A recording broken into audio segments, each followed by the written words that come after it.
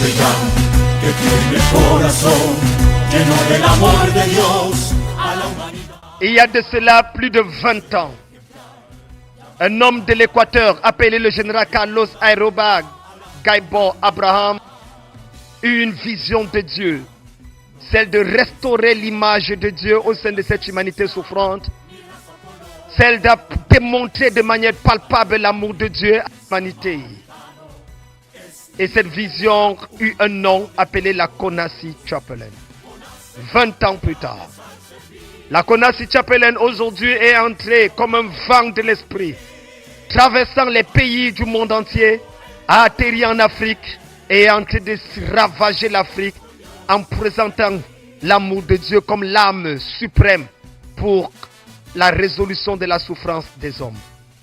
Oui, cette vision arrivée en Afrique est en train de pouvoir être la solution prophétique que les gouvernements avaient besoin pour pouvoir permettre à notre pays, appelé tiers-monde, de retrouver son envol. Mesdames, Mesdemoiselles, Messieurs, vous et moi, chers commandants des pays de la Konassi Chapelain en Afrique, chers officiers supérieurs, officiers subalternes, nous avons ensemble épousé cette vision.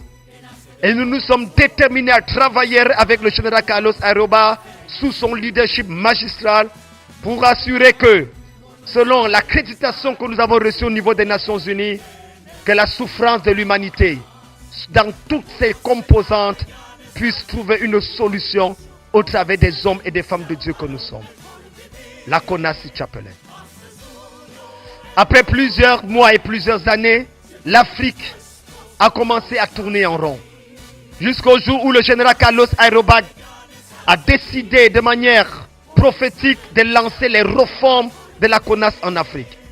Ces réformes ont vu le jour le 21 janvier 2023 à Calavi, où près de 23 pays ont été représentés ici à Calavi au Bénin, afin de nous assurer que nous plaçons sur le plan juridique une stature, une oscillature de la CONAS Chapelain en Afrique, afin de pouvoir prendre l'envol de l'aigle. De manière magistrale, une centaine d'officiers se sont retrouvés. Et la clé de l'événement a été la présence du général Carlos Areoba et des autorités du Bénin, puisque c'est dans ce pays que nous avons tenu le programme. Le feu vert nous a été donné. Le général nous a remis les documents officiels de la CONAS Chapelain en disant: Commandante Junodor Kamdem, voilà la CONAS que je vous donne. Travaillez ensemble avec cette junte, en collaboration avec tous les commandants des pays, afin de restaurer l'image de l'Afrique au travers de la vision que Dieu m'a donnée. Nous avons pris l'engagement de ne pas décevoir notre leader mondial.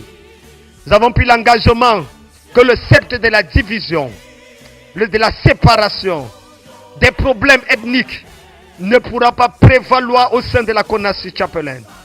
C'est ainsi que, ayant ratifié les actes, nous sommes sortis avec une nouvelle flamme, une nouvelle détermination, et ça se voit au travers des formations que nous sommes en train d'effectuer dans les différents pays.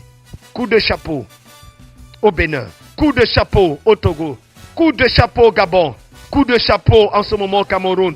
Et je crois que la RCA, je crois que le Tchad, le Niger, la Côte d'Ivoire et les autres pays d'Afrique de l'Est, du centre, vont continuer à pouvoir ressortir haut et fort le drapeau de la Konassi Chapelain. À l'heure où nous sommes arrivés, j'ai pris la parole aujourd'hui pour vous remercier pour les apports multiples que vous avez effectués, pour ceux qui étaient présents comme pour ceux qui n'étaient pas.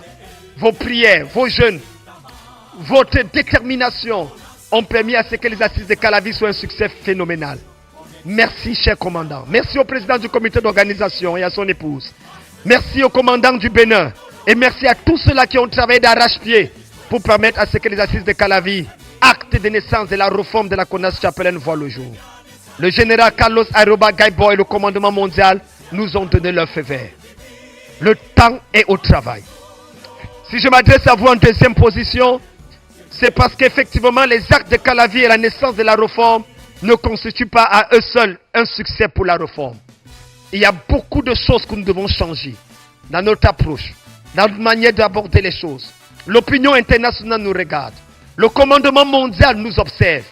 Les gouvernants des pays nous regardent et nous observent.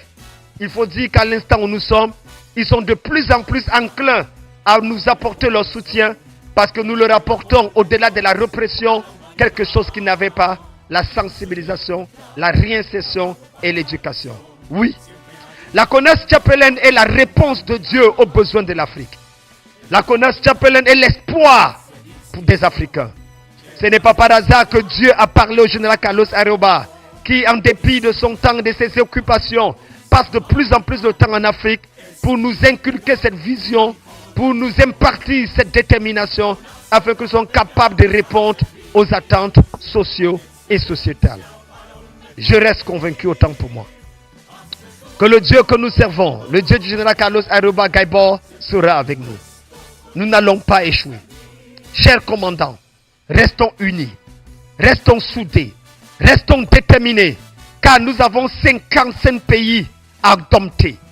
Oui, nous avons l'Afrique du Centre, besoin d'un général à la tête, besoin d'un général à l'Afrique de l'Ouest, besoin d'un général à l'Afrique de l'Est, besoin d'un général à l'Afrique centrale, besoin d'un général dans les îles, dans l'Afrique subsaharienne, l'Afrique du Nord. Nous avons besoin des commandants de chaque sous-région qui vont travailler ensemble sous le bureau Afrique et le bureau mondial pour que nous voyons la gloire de Dieu descendre au niveau de l'Afrique. Dans 6 mois, ces bureaux seront installés. Nous avons besoin des hommes et des femmes qui vont travailler d'arrache-pied. Que ce soit au niveau de la médiation, des juges de paix, au niveau de l'antidrogue et j'en passe, nous devons nous travailler dur pour nous assurer que l'œuvre de Dieu avance. Nous allons également former au niveau des instructeurs. Nous allons permettre à ce que, au niveau des Nations Unies, des fonds soient alloués pour créer des centres de réinsertion pour les drogués. Nous avons des projets, présenter nouveaux projets.